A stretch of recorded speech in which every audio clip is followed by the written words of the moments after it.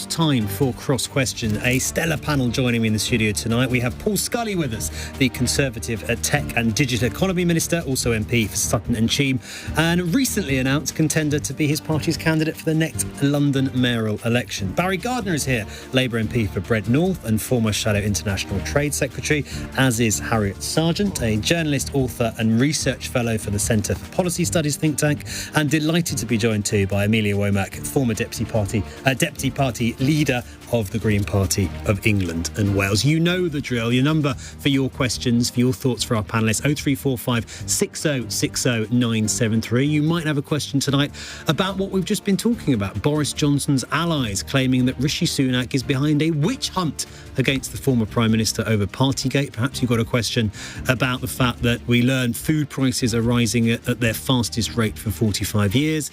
You may well want to ask about the finding that Just Stop Oil's slow-marching protest took up 11,000 hours of Metropolitan Police time in just 4 weeks. Or perhaps you've got a question about voter ID after being introduced in polling stations. We now learn the government is going to roll it out to postal voting as well. Perhaps you've got a question about something completely different. 0345 6060 973 is the number. You can text us on 84850 or tweet at LBC. And don't forget, as ever, you can watch Cross Question live right now on Global Player. Call 0345 6060 973. Tweet at LBC. Text 84850. Cross Question. Watch on Global Player. This is LBC. Right, let's get straight to your questions. And Anthony in Staines is going to get us underway tonight. Anthony, good evening. Indeed. Good evening, Ben and panel. Yes. Good evening. Is Sunak's failure to remove Braverman from his cabinet a sign of his strength or his weakness? Rishi Sunak confirming today the Home Secretary is not going to be sacked or face any sort of disciplinary action for the way that she dealt with that speeding ticket. Is that a sign of his strength, or his weakness? Paul Scully. I think it's a sign of pragmatism. He sought the advice of his independent advisor on standards, and I think what he's said in his letter, that things could have been done in a better way, but I think you've got to, if you can't just write things off as a black and white, someone's got to stay or someone's got to go. This doesn't happen in any other walk of life. And I think, he said, OK, fine, you should have done, maybe looked at doing it another way, but she hasn't crossed the line. And that's what the independent advisor has that discussion has had. And so I think it's fine. If that's been investigated, that's the conclusion. He should be able to stick the ground. Otherwise, the problem is, if you just look at that, is you can make all manner of vexatious complaints at ministers that you don't like politically. You just don't want to go down that line. That's a really dangerous line to go down, undermining democracy through... but if it's vexatious, it would be looked into by the independent advisor and dismissed. Which is what happened. She should have handled this differently. But it wasn't. It wasn't looked into. It was looked into by Rishi Sunak. Yeah, but he worked with the independent advisor and the decision that he's taken. Ultimately, it's the Prime Minister that decides on this. He's taken all that advice and he's come to the view that, OK, given her advice that she should have done something, you could have looked at it a different way, but it's nowhere near enough for it to be a sacking offence. I think that should be respected, and I think that I'm happy with that.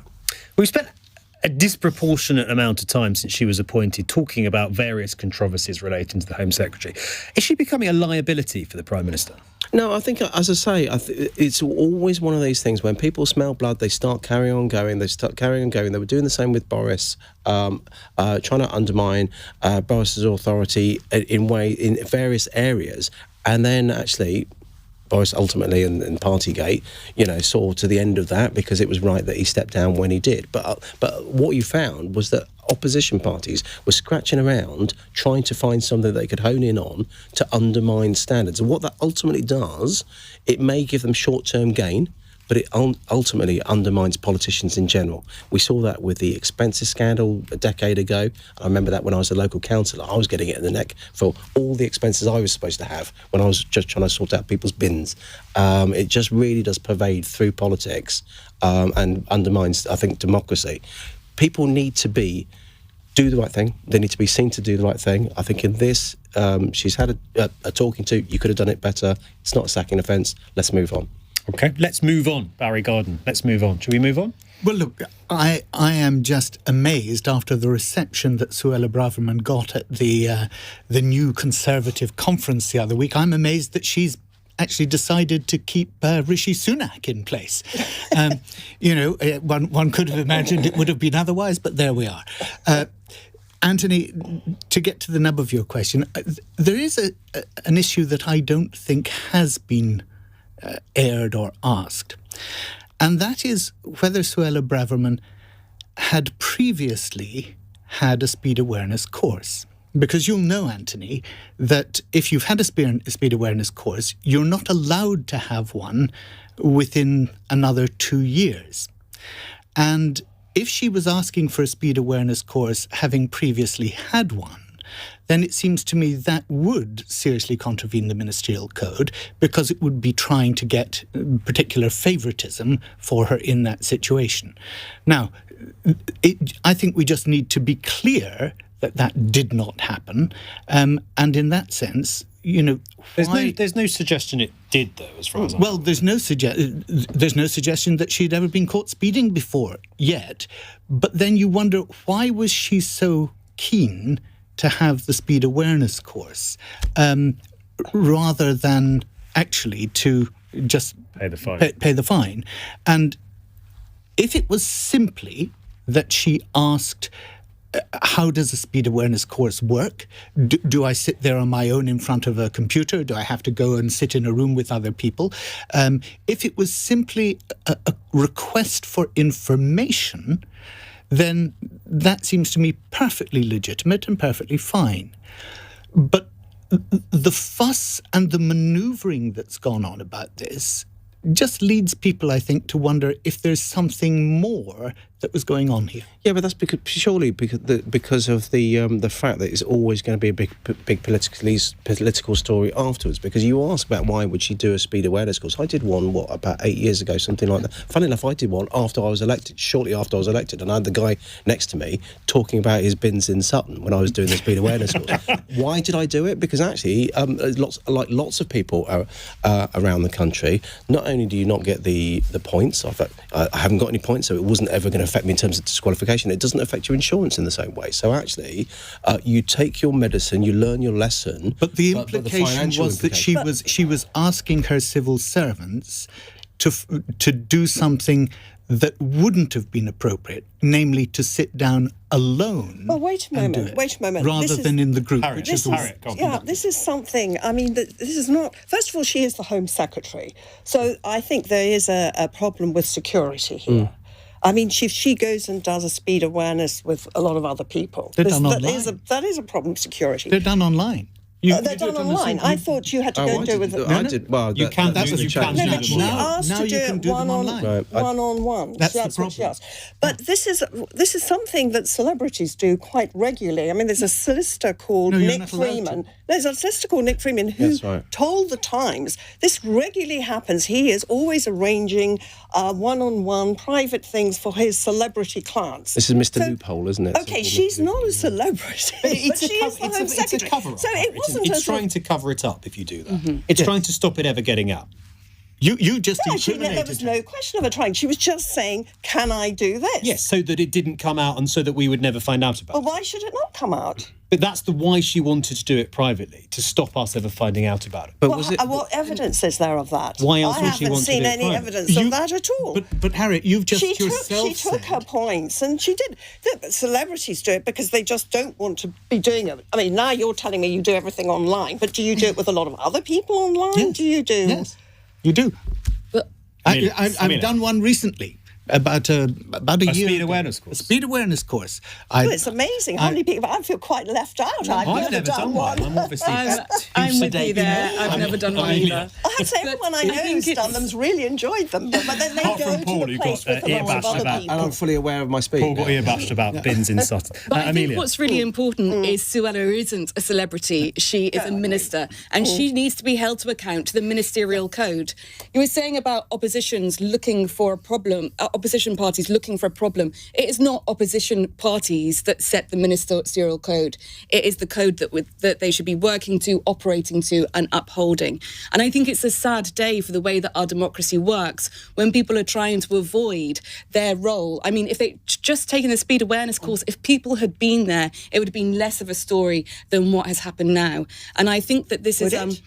I think that there's a lot of points about the credibility of some of these points. I'd personally like to see Suella Braverman held to account for her terrible policies and her terrible way of working, which has been undermining some of the most vulnerable people in the world by persecuting those fleeing war on small boats to come to a safe place in the UK. What do you mean her terrible way of working, Amelia? You can, just with her policies, what do you mean her terrible way of working? We have evidence-based policies on how to ensure that we are supporting refugees and not just enabling them to potentially drown in the Channel. And that is safe routes. The current policies that the government have really benefit those people traffickers rather than benefiting those people harmed by war and conflict that we should be supporting people out of. And by targeting the very vulnerable in this scenario, it's really moving away from the fact that the government is failing on so many different aspects. I think that it really shows that first of all, that it's not evidence-based policy. It's not policy that's going to do the job that it says it's going to do. And I think it's really it is really demonising migrants, especially refugees, who are so harmed by government policy time and time again. And I think her lack of humanity is what should be held to account here. Well, that's a very At least we're onto the substance. At least we're onto the substance. I disagree with you clearly, but we should be talking about policy. We should be talking about and held accountable for the decisions we are taking in Parliament. That's absolutely reasonable debate to have, rather than pick away. Well, I like that. There's two women at the moment, two British Asian women who have both been targeted, and the other is Baroness Faulkner, who's being targeted by the trans lobby. And now, you may be really against what both these women represent, but that they shouldn't be kind of picked away and ground away at. They should be confronted if you don't agree with them. But the point is, they are representing what a lot of people in this country believe. But that doesn't mean if they are alleged to if they are alleged to have done something wrong, as Suella Braverman has been, it doesn't mean that we should just skate over it and sweep it under the carpet. But is it? I mean, that to me, it seems to be very debatable whether she's done anything wrong anyway. We can argue about that, but it just seems a bit petty. Harriet, surely did she try and cover anything up? Well, that's no. I'm asking. No, this is a good question, and I have to admit to you that I had not thought about this before. So you have made me think, and it never occurred to me that she was trying to cover anything up. Paul, just on that. This has got a whiff of a cover-up, the fact that she was trying to do this course in private. I can't second-guess what Suella did or didn't do. But what I'm saying is that the Prime Minister spoke to the independent advisor. He's gone to the Home Secretary, asked her... he took his time to come up with this. The opposition was saying, why don't you sack her now? Why don't you sack her now? Because the Prime Minister does what he does very well. He actually takes stock. He is a detailed person. He reads a lot about this. He would not have done something by impulse. And then he's taken his decision, having spoken to the independent advisor on standards. And that's really important to do. I wasn't part of that conversation, so I don't know how that conversation went, but I do know, as I say, that he wants to be seen to be doing the right thing. And what she's apologised for, and he pulled her up on, it's about the perception of impropriety as well as the actual possibility of impropriety. So we've got to be seen to be doing the right thing, and that's what's fallen short, I think, in this occasion. OK, let's go. I want to go back to Anthony very briefly in Staines, Anthony. You asked if it was a sign of strength or weakness on the part of Rishi Sunak not sacking Suella Braverman. What's your view on it and what you've just heard? Well, yes, I think your panel made some very interesting points, especially Barry, with that point that nobody had thought of before, so it's well done. But my opinion is, yes, weakness, because he's damned her with faint praise, but hasn't had the courage to get rid of her. So that says that in some respects he's betrayed his feelings about her, but he hasn't acted on those feelings. OK, thank you, Anthony, for your question. Going to Johnny Inverness next with a question about Boris Johnson. Lots more still to come. This is LBC. I'm Ben Kentish here with Cross Question. It's 8:18. This is LBC.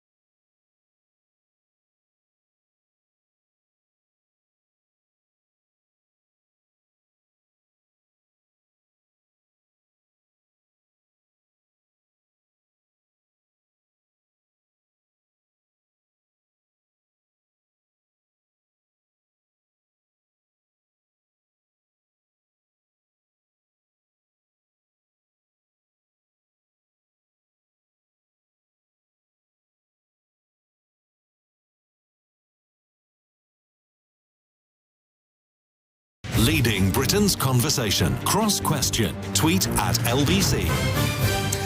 8:20 is the time, and in the studio with me for Cross Question tonight, Amelia Womack, former Deputy Leader of the Green Party of England and Wales, who's sped across London from an archery lesson, nonetheless, to be with us tonight. So thank you to Amelia. After we hit all our targets, you hit all your targets. Council Elections, I'm now. You've come to fire some arrows here. See what you did there. Barry Gardiner, Labour MP for Brent North and former Shadow International Trade Secretary, is here, as is Paul Scully, the Conservative Tech and Digital Economy Minister, and also candidate for the Conservative candidate for Mayor of London. And Harriet Sergeant is here with us too, journalist, author and research fellow at the Centre for Policy Studies think tank.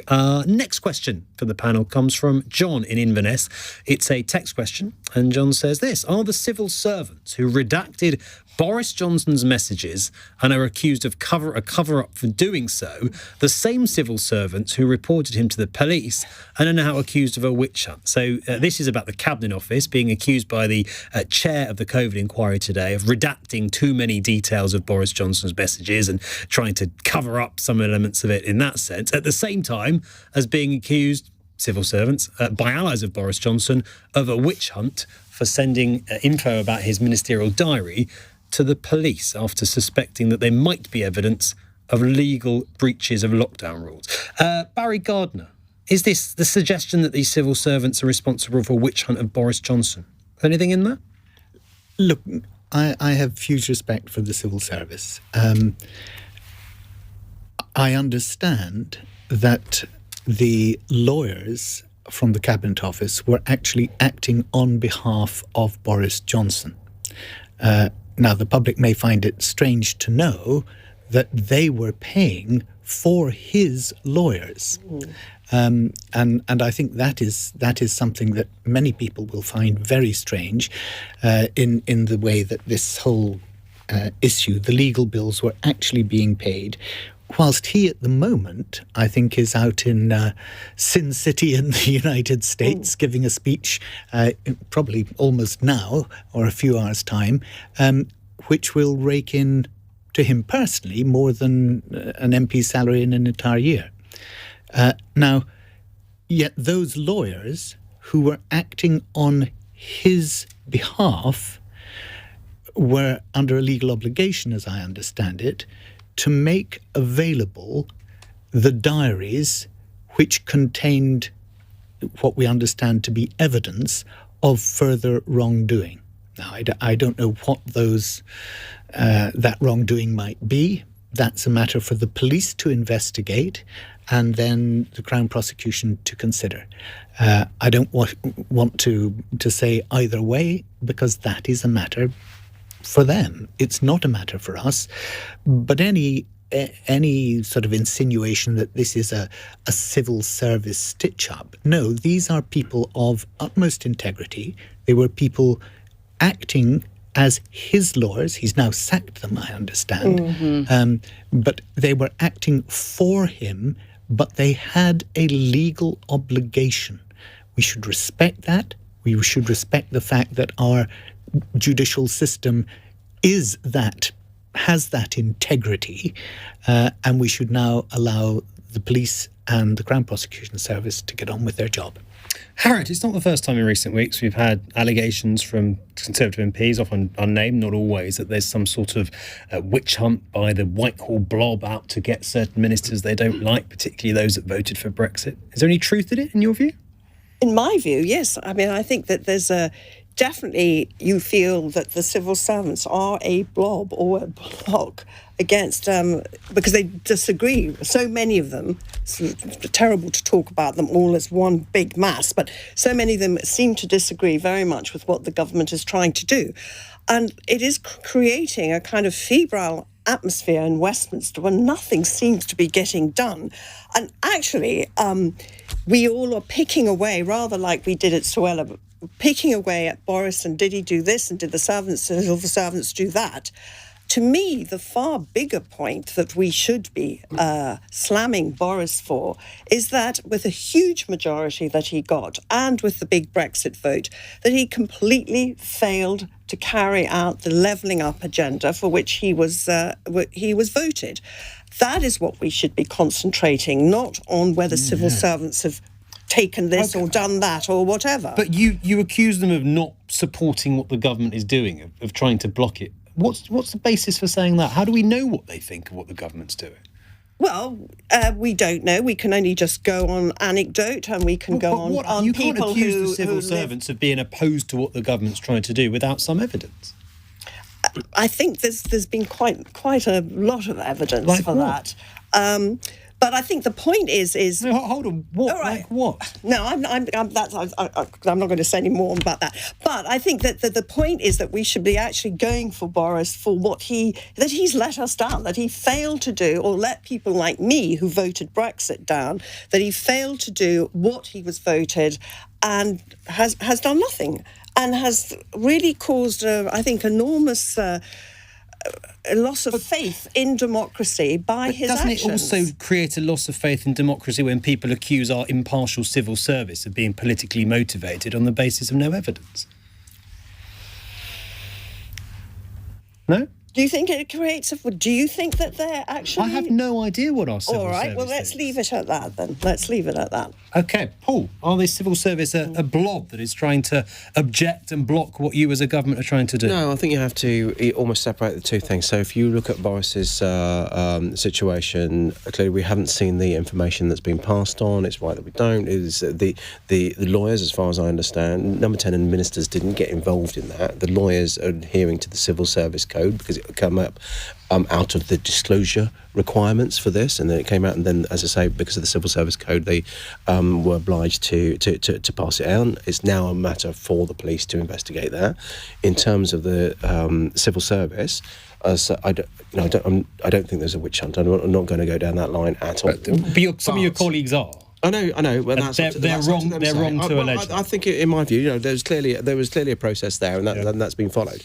But to cover your point about is there a blob, are they obstructing, and all these kind of things, I've worked closely with the civil service in 4 different departments now. I think in some areas there is often inertia. There is often a reason not to do something, and it might be because of you need this long consultation, or it's a bit tricky, I don't want to do that, put it into the too difficult to do box. You'll have special situations like Brexit and pandemic responses and these kind of things. But often it's the civil service, it's almost their job to actually push back and to say, you know what, for us as ministers, to really justify what we're doing. And I saw this firsthand when I was tackling the Horizon scandal, probably the biggest court mistrial in British history, where there, for over a decade, nearly 20 years, people were being prosecuted because of what they did. And actually there was a court case, and the civil servants at the time were saying, it's going to be a bit difficult to open it up again and provide the compensation and the surety for the people that have had their freedom taken away and these kind of things. Actually, once I started pushing back on that. Many of the civil servants that I work with felt actually liberated, and they realised the injustice, and they worked with me really closely to actually get the results that we wanted. That's not finished. Have you ever had a time where you felt obstruction from the civil service and you thought this is politically motivated? No, I don't think I have. I think it was, there were some frustrations in COVID when actually people were going down one dogmatic way. I'll give you a great example of that. And the 10 o'clock curfew. When I was Minister for London and Hospitality Minister, you could, the 10 p.m. curfew came in, and it was something that I could see I heard from the hospitality sector saying this is a struggle. And then I saw the mobility data from Google, which actually showed that the tube ridership went up 40% from 10 p.m. to 10:15, so we were shoving everybody down a metal tube. Not the best way of doing it. Actually, when we came up with that logical argument, the civil servants then came back and the Cabinet Office said, you know what, that's... Come to me in just a moment. But just on this, you disagree with your colleagues who say there's a blob, it's a witch hunt, it's a political stitch-up. I think what would your message to the Tory MPs making those claims anonymously often in the media, what would your message to them be? Do they need to just pipe down? Look, I've got to be consistent logically with this. If we're saying about Suella Braverman, what we've got to, it's going to be investigated, draw a line under it. If you're saying about Boris Johnson and the Prime Minister and Partygate and all these little things, it needs to be investigated, then we need to draw a line under it. Similarly, you can't have everybody, or parts of my party, keep breaking stuff up on the other side and talking about witch hunts and blobs and these kind of things, not particularly helpful. It's not getting us anywhere. Actually, there's a cost of living crisis. There's a war in Ukraine. We've got our 5 measurable outcomes that the Prime Minister's talking about, the economy and the NHS and the small boats. Let's focus on what's really important on people's day-to-day lives. Amelia. I think it's interesting that Boris Johnson is framing himself as the victim in this scenario. When we looked at the parties at Downing Street and the time that they were happening, when so many people were losing loved ones as a result of the COVID pandemic, that image of the Queen at the Duke of Edinburgh's funeral on her own was one of those moments that really made people take in point that point in time and the gravity of those actions. The way that Boris Johnson is framing himself as that victim is now removing from his actions. He's been found to have broken the law. He's been found to have been involved in those parties were at Downing Street. I was horrified by some of the reports. The one that really sticks in my mind is of the cleaners that had to go into work during that period and clear up the vomit of people who worked there. And I think that understanding how there's been this situation where a Prime Minister can believe that they are above the law at the time, and now that they are no longer Prime Minister, they are trying to make themselves above the law again. Seriously, this does need to be investigated. Is that what he's doing? He's denying any wrongdoing. Is he trying to make himself above the law? I don't think he's denying any wrongdoing. He's trying to stop an investigation. He is denying the wrongdoing as well. But I mean, I think it's the fact that he's trying to. How's he doing that? I'm not sure he is. His police are investigating it. I mean, He's just saying it's a witch hunt. Well, he's not saying. I don't know. Well, that's not that. That's a lot of his allies are saying sources say. So with the because I believe he was getting lawyers involved. Well, he sacked his lawyers, and now he's going to appoint new lawyers, which will also be sort of the point. That's sort of the point of investigation. You should be able to defend yourself. You should have your lawyers. Natural justice, isn't it? But the way that he's making himself out to be the victim of it means that he is trying to avoid the investigation and trying to avoid the scenario. No, he's defending where an investigation, not avoiding it. He's defending an investigation. But is he undermining it, Paul, by saying it's all politically motivated? Is that undermining the investigation? Well, look, you could talk about sources say. I have no idea if this is something that's credited by. You can find anybody that will say. And it came from his camp. Isn't it just a shame, though, that tonight we spent the first half of this very briefly talking about two Tory MPs who have disgraced themselves in one way or another, or are purported to, instead of getting on and talking about the price of food and inflation and all the things that are really bothering. We are going to do that very shortly, Barry. A cart Patience. full of rotten apples, Patience. basically a whole cart full of rotten apples. Patience. It's coming very soon. It's coming from Lawrence in Wembley in just a moment. 8:33 is the time, though. Let's get some news headlines first. From Daryl Jackson. The singer Tina Turner has died at her home near Zurich in Switzerland. Her publicist says the 83-year-old had been battling a long illness. She sold more than 180 million albums around the world, was a 2-time inductee into the Rock and Roll Hall of Fame and had 12 Grammys. The man, seen by many as Donald Trump's biggest challenger to become the Republican Party's US presidential candidate, has officially entered the race. Florida Governor Ron DeSantis has filed his declaration. And the Cabinet Office insists it's fully committed to the COVID inquiry after a claim it's not handed over all the messages sent by Boris Johnson it should have. Downing Street promises all relevant material has been submitted. LBC weather, a dry night for most with clear spells. Thicker cloud will move south across northern England and lows of 4 degrees. This is LBC.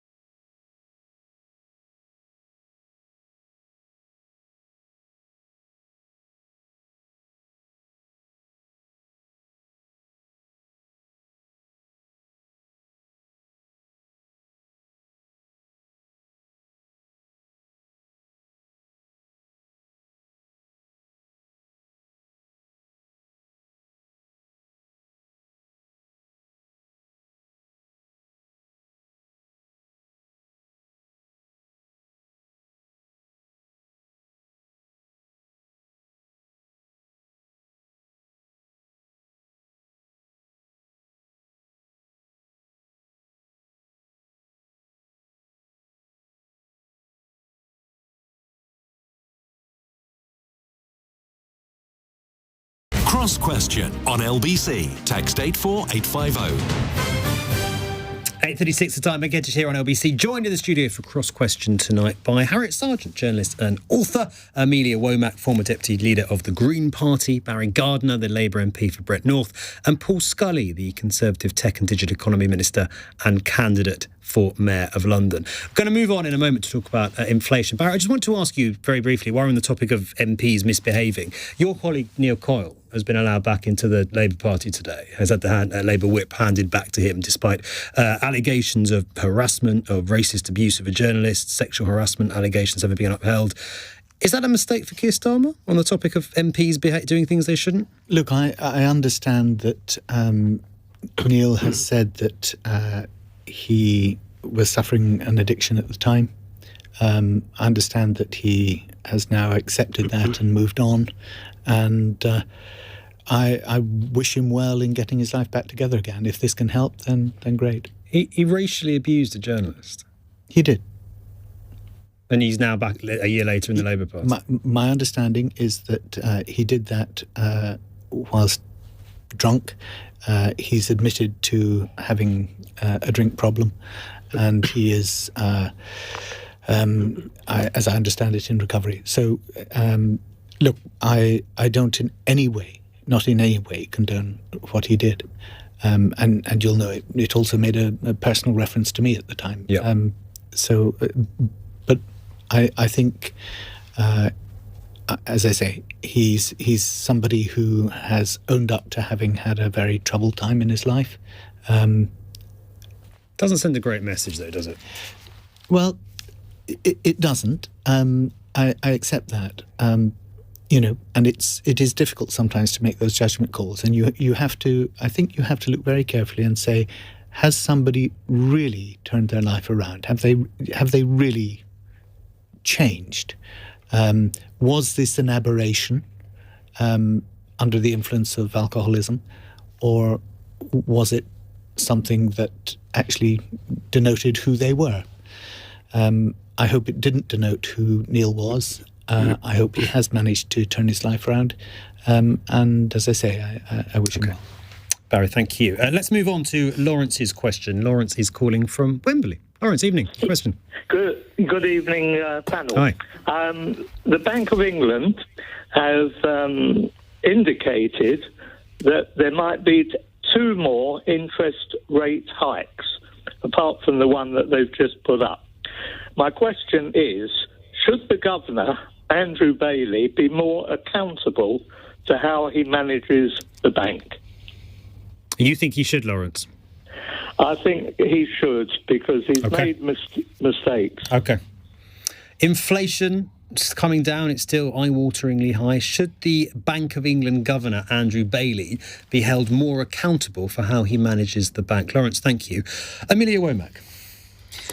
I mean, accountability is going to be important at every point of where we work and operate. But I think that while we're looking at inflation at the moment, it's really important to be looking at the real impacts that it's having on communities at this time.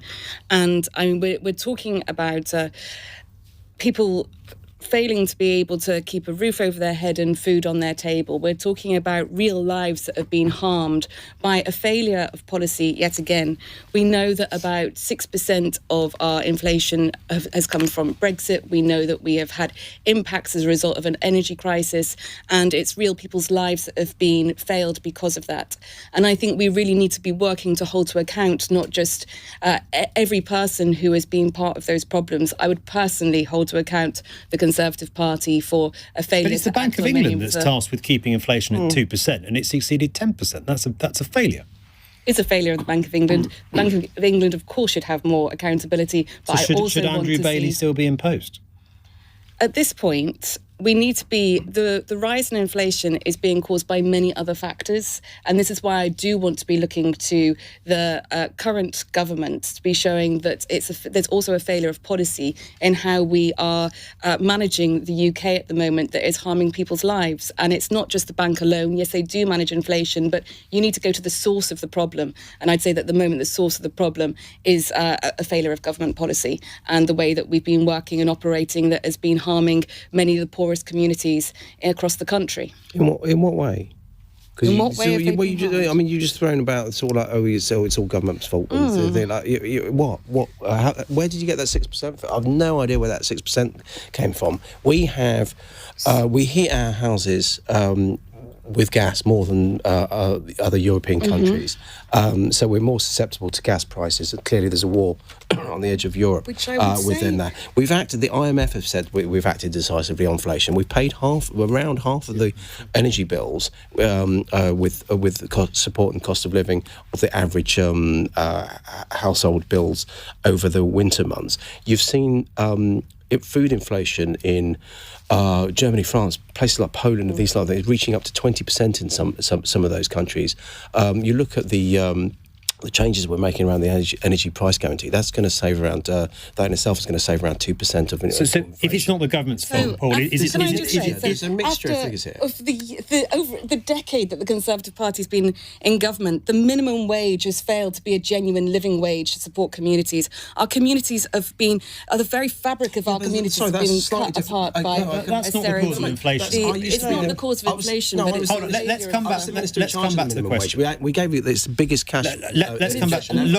Which, as you say, is not inflation. Lawrence wanted to know if the Bank of England and the Governor, Andrew Bailey, need to be held responsible for failing to control inflation. Paul, you're arguing it's not the government's fault. Is it the bank's fault? It's a collective. Can I just make a point? Hold on, let's Paul just respond to that. It's a collection of factors that have fed into a worldwide increase in inflation. The interest rates that we've been talking about, the Bank of England, having been independent since 1997, has one lever to pull. It has interest rates. That's all it has, and so that's the only way it can react. Actually, we've been living on cheap money for a long time now. I'd argue that actually that should have happened. It's not the bank's fault. That should have happened. They should have actually increased interest rates earlier to reflect what was happening in the States. So I do think they need to be open and transparent. So it's partly their fault. I think there's a lot of factors, as I say. But partly the bank's. Well, I think they could have probably responded earlier. Okay. That would have been my view, but.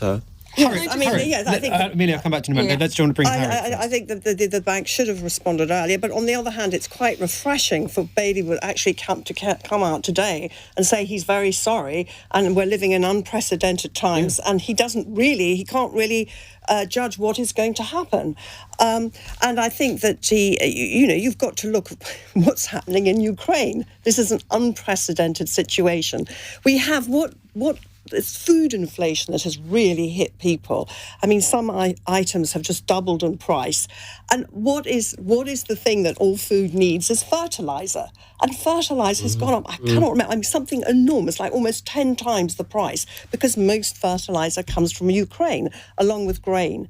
So that is not the Bank of England's fault, and that is not the government's fault. And that's hitting countries everywhere. Barry Gardiner. I love the phrase from Paul, it's a collection of things, when you asked him whether it was the bank or the... But it is, isn't it? There are various causes of inflation. But so it's partly the government's fault. Look, let's try and break it down. Amelia talked about the 6%.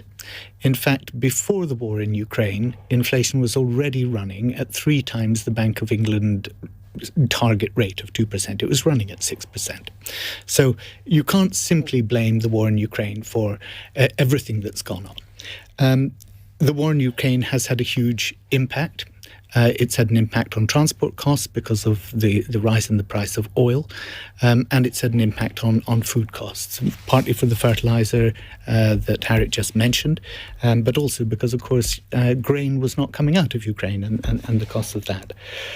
But look, we just heard today from the London School of Economics, their report, that actually £7 billion has been added to our food bills because of Brexit. That's because of the increased costs on business of having to do certification and checks. That's £7 billion into the economy. £250 each year for each household. The way in which we've seen mortgage rates rise, we're now looking at a situation where the bank base rate is predicted to go to 5.25. Okay, that means our mortgage rates are going to be well over 6, possibly even 7. That is an unsustainable leap for people, and it is causing people to be desperately worried, fearful. So you blame Brexit for that more than you blame the Bank of England? No. Look, there is a combination of things here. But that's what Paul said. Yes, Can I just bring up the 6%? Before I finish, can I just say there's another issue, and that is profiteering. Profiteering that's been going on in the sector, and that even the chairman of Tesco has admitted he believes it's going on in the supermarket sector. If it were simply a case of, look, we're coming out of COVID, it's all been very difficult and prices have increased accordingly, you would expect that the profits of the supermarkets, if they were simply passing on the increased costs in their supply chain, would be roughly the same as they were before the pandemic. They're 97% higher. Now go to the food processors, the big food processing companies. Their profits are not 97% higher, they are 220% What would you like the government to do there about is it, Barry? gouging Let's put that to Paul briefly. What would you like the government to do? I put it to Theresa Coffey about a month ago. She denied it. I then said to her, what would you like the government to do about it? You need to launch an inquiry into it. It's your responsibility. Okay, she refused. They now have launched a competition and markets authority inquiry into exactly that. Paul, but they've done it too late. I want to put that to Paul. Emmanuel Macron in France has had the supermarkets in and tried to thrash out a way to get food prices down. Does more of that need to happen here, Paul? Yeah, which we've been doing. I mean, the Prime Minister and the Chancellor... It's not achieving much, well, the Prime Minister and the Chancellor... You know, you talked about Emmanuel Macron trying to thrash out a deal. The Prime Minister and Chancellor have been meeting the food providers for supermarkets and producers. There's been a CMA report on this as well, which which we want to act on. And so absolutely, this is something. But one of the things Barry was talking about when he talked about the fact that inflation was already running high, because food inflation was already going up, and it's not all. That's what I mean about the combination of factors. Why? Because we just shut the economy down for 2 years, frankly, and we've got a tight labour market as well. Just in a word, and China. In a word, we're over time already. Do you accept Barry's claim that Brexit is part of the problem? I think Brexit is something. It's 2 years of stasis. It's 2 years of stasis in Parliament. Frankly, we could have sorted this out a long time. But leaving the EU has, as Barry said, has had an impact on prices. Look, leaving the EU was always going to have an effect because that's a yes. But actually, what has been exacerbated is that the fact is having voted. It's not about leaving the EU. We're out it's of time. about a bad deal when we do. We're out of time. We're out of time. We've got to come back in just a moment. We're going to talk about Just Stop Oil and the panellists' views on that group and the police response to it. Ben Kentish here on LBC. It's 8:48. LBC.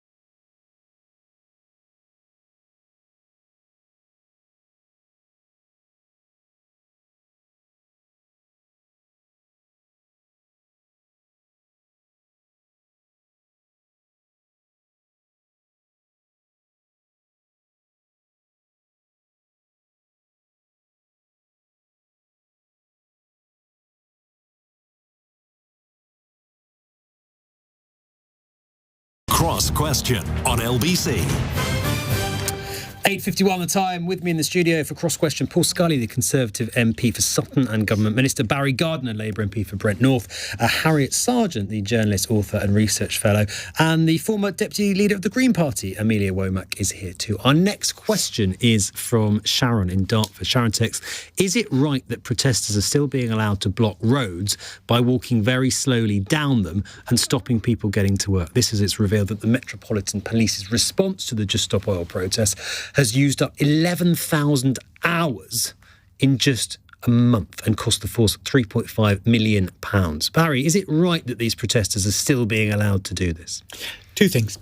I'm delighted that so many people in our society are desperately concerned about climate change, and I'm delighted that they're desperately concerned that this government is continuing to press ahead to extract every drop of oil from the North Sea when the International Energy Agency says that this is sheer folly. But no, we should not be blocking roads. There are laws against blocking roads. And actually, if by doing that you are putting other lives in danger, this is not the best way to protest. And I tell you why it's not the best way to protest. Because actually you're losing public support.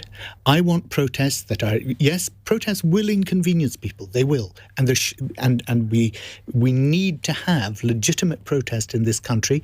And the fact that it will inconvenience people is fine, but not put lives in danger. Would you like to see the police get tough with these protesters? Look, it is not a matter about getting tough. This is a matter of enforcing the law fairly and squarely and making sure that I think we need to persuade people that the right way to go about this is to make your protest, to make it strongly and effectively, but most important of all, carry public opinion with you. This is such an important issue. They're right to be worried about it, but please, let's bring people with us, not alienate them. Amelia, do you agree with that? Important issue, you'll agree with that, but is Barry right to say this isn't the way to go about voicing it? I think there are a number of different principles at stake here, and that's to begin with the right to protest. We know that we have a proud history of protest in our country that achieved the right to vote, women's rights to vote, and protest needs to be a vital part of our democracy. But when we say, is it right that should police get tough? Obviously, the best way to stop any kind of climate protest would be to put climate policies in place that reduced our carbon emissions. And as the government is failing to do that, increasing numbers of people are getting frustrated, can't see their future. So many young people that feel like there isn't a future for them. I think that the tactics of many of the Just Stop Oil protests isn't about mass movements and engaging lots of people and bringing people along. So it's unhelpful. You agree with Barry? It's unhelpful. But I believe that what that messaging of linking climate change to oil, making sure that there is a point where the government that we are talking about the climate policies that should have been put in place, to be honest, decades ago. We know about this issue. But Sharon's question was about, should these protesters still be allowed to block roads by walking very slowly down them? Should the police let this continue? So, as I said, the principle is we have the right to protest here. So it's part of our democracy. And I think that when we are, with many other protests, collaborating with the police about talking about where they'll be, there has been a lot of that information, communication and understanding about what's happening so that, the police... Just to be clear, they should be allowed to continue, is what you're saying. So part of the police's job is to facilitate peaceful protests. So they should be allowed to continue. I think that blocking roads in a dangerous way isn't helpful, but road blocking has always been part of protest. So I wouldn't want to come back to the principle that when we talk about protest, we need to be talking about the principle of the right to protest. Paul, I'll bring you in a moment. Let me just go to Harriet first. Harriet. Well, I find myself in agreement with Barry here. Harriet, you're in great danger of ruining both our reputations. I know, I'm so sorry. But no, of course I am for. People have the right to protest, but I don't see that this blocking the road is actually winning hearts and minds. Yeah, totally. It's alienating people. It's causing havoc in people's minds, in their lives. And also, I don't understand the role of the police here. I mean, with the LBC said that the police have wasted hours and hours and hours policing this, but they haven't policed it. I mean, what have they done? They've been there, but perhaps not arresting the protesters. They've been bringing the protesters cups of tea. They've been asking them if they're okay. I mean, and they've been very quick to remove anybody who seems to be threatening the protesters in any way. They jump on them, but not the actual protesters. So you would like them to just arrest the protesters? I would like them to do... It is illegal to block the highway. They say they're not blocking it. They are as good as blocking the highway. It is illegal, they say, because they're moving so slowly, they're not blocking it. But it is illegal to drive slowly on the motorway. Why is it not illegal to walk very slowly down the middle of the road? Paul Scully. So I disagree with Barry's first part about the fact that about the use of fossil fuels. This is a transition to net zero. We're the first country to legislate for net zero by 2050, and it's how you get out that rather than just switch the lights off day one. But I totally agree with what Barry said at the end in terms of the fact that yes, peaceful protest, but they shouldn't be able to endanger people's lives. And so I've really ruined your career again, Barry, on that regard. But no, because that's the sensible approach, and it is a pragmatic approach. Just Stop Oil have been, when Amelia was talking about the fact that you collaborating with the police or talking to the police, they haven't done that. Lots, Extinction Rebellion even, and others have, but Just Stop Oil haven't. Exactly. So they haven't done that. So why are the police allowing them to just crack on and get away? I'm not sure they are. What I would contest is that you cannot take a handful of videos on social media and say that is exactly what's going to happen, because that's a moment in time. There were 8 arrests today, for example, of protesters. There's 45 over the last few days, and clearly there have, however, been examples on social media, those snippets in time. So you don't want to say it as necessarily a big trend, where you've seen people just getting frustrated, and they're the ones that are piled on by the police. We've got to look at it in the round, and I would just argue that yes, protest, yes, have peaceful protests, but for goodness sake, when you then get the opportunity, I saw one of the Just Stop Oil people have the opportunity on another television channel to have their say.